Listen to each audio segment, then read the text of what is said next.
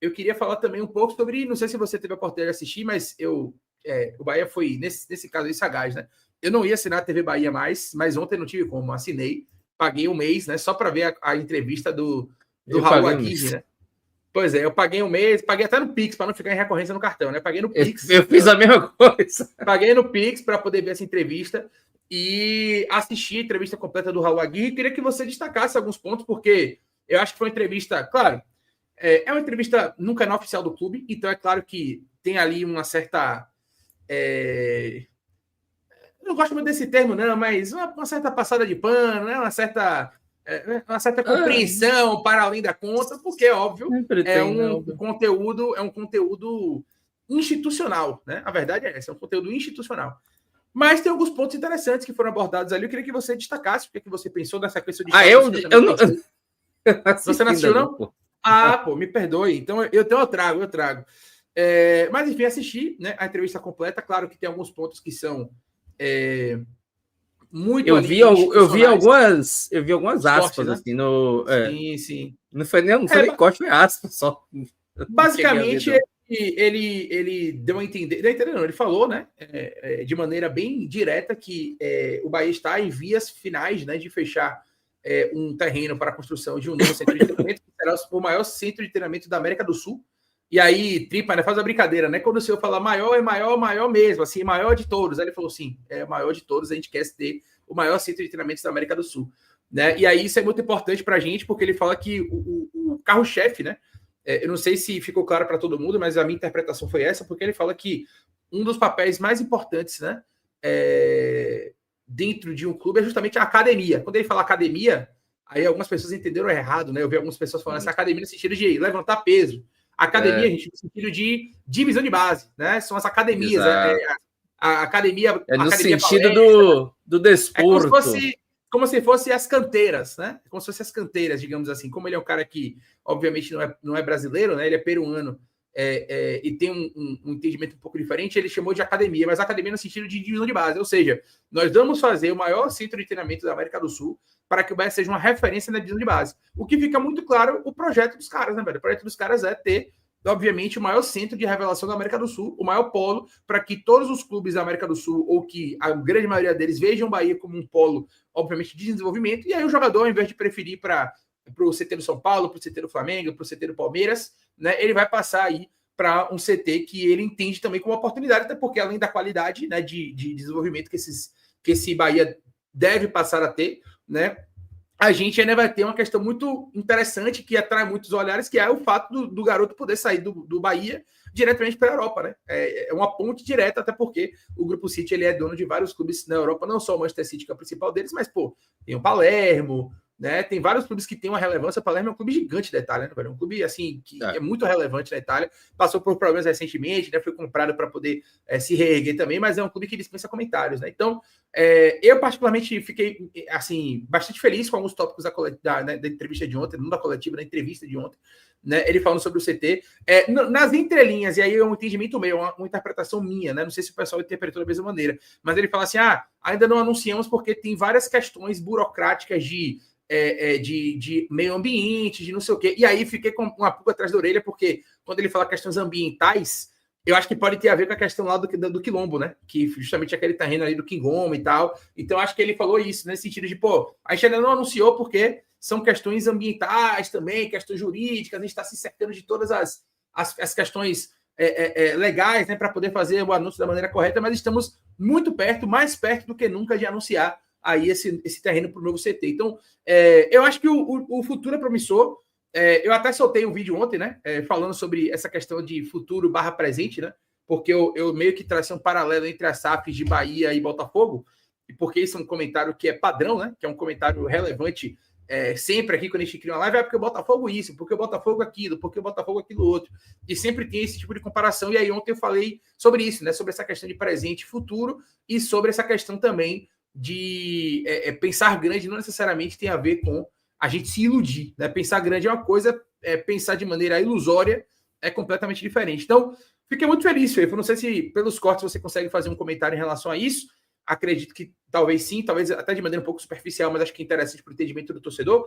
Mas, de uma maneira geral, claro, é como eu disse, né? Tirando o contexto de que era uma entrevista institucional, que tem muita coisa ali também que era uma propaganda da gestão, né? Evidentemente, a gente fica feliz com esse avanço, né? E ele falando, inclusive, para os mais ansiosos, né? Que aí a galera vai infartar, mas o Raul Aguirre, na entrevista, fala, Fefo, que o Grupo City entende que o Bahia está 1 ano avançado no projeto. Ele falou, estamos 1 ano, ou seja, não sei se, no meu entendimento foi o quê? A gente achou que ia ser nem para a Sul-Americana e fomos para a Libertadores. Basicamente foi isso que eu entendi. Tá. Tipo assim, como se o Bahia tivesse conseguido avançar 1 ano para além do que eles estavam projetando. Meio que os caras estavam projetando uma coisa para 2025 e o Bahia conseguiu pular uma casa, digamos assim, para 2025, né? Ele ainda cita assim, ó, quase nos atrasamos, porque em 2023 a gente podia ter caído e o projeto podia ter sido atrasado. Mas agora a gente está na nossa avaliação 1 ano à frente do que a gente imaginava. Então, me parece, a minha interpretação diante disso, a minha interpretação é o quê?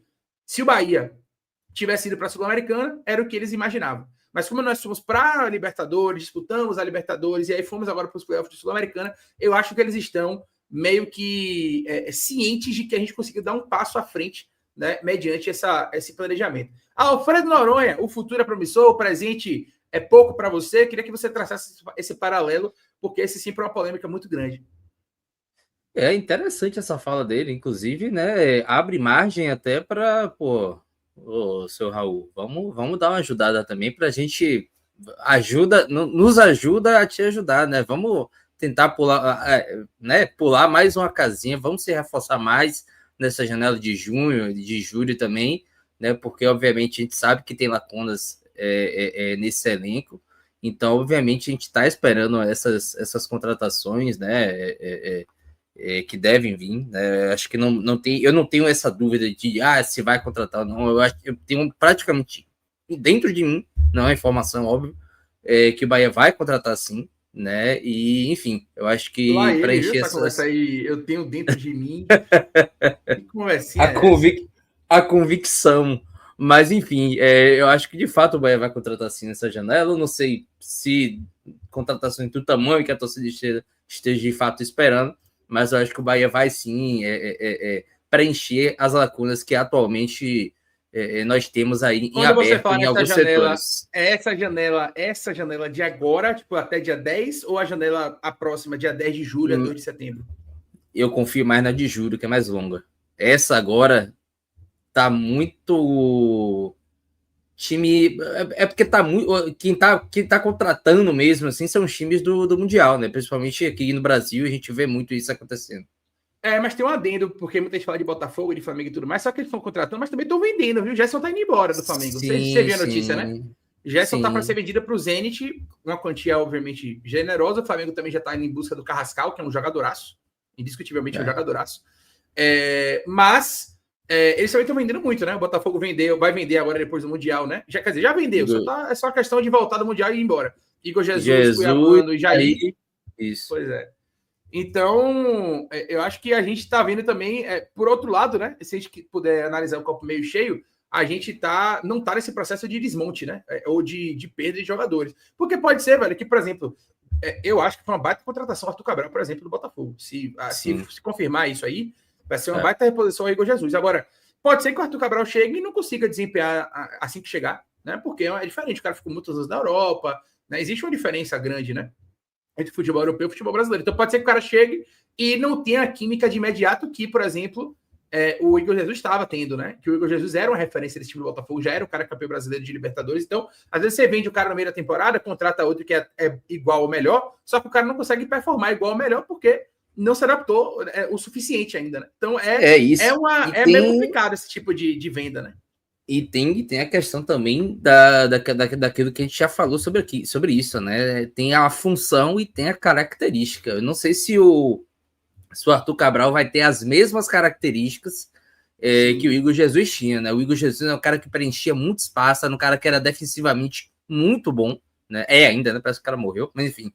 Era um cara de muitas assistências, era um cara que, enfim, era muito voluntarioso na marcação, né? Uma obediência tática, assim, absurda, né? E porque muita gente fala assim, né? Jesus, pô, na seleção, o cara nem faz gol direito e tal.